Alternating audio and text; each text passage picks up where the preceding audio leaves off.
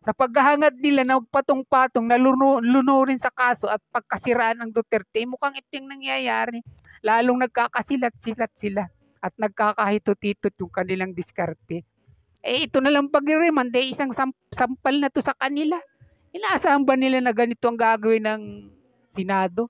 I-return sa kanila. Samantalang alam nila, pag ito ni-transmit na sa Senado, hearing na kaagad ito.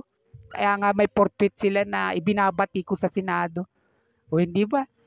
Samantalang iniremand nga ito, sa balag ng alanganin, mukhang nabibitin sila. Kailangan talagang magpatuloy yung pag-atake sa Duterte. Kaya ito, ipinasa yung committee report sa ombudsman na agad namang sinalo at inaksyonan ni Samuel Martires.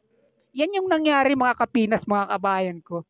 At nakikita natin dito na mukhang ito yung nagpabaon sa kalit, nagpalubog dun sa iniisip sana nila na magpapabangon sana sa kanila at magbabaon naman sa Duterte, lalong-lalo na kay BP Sara.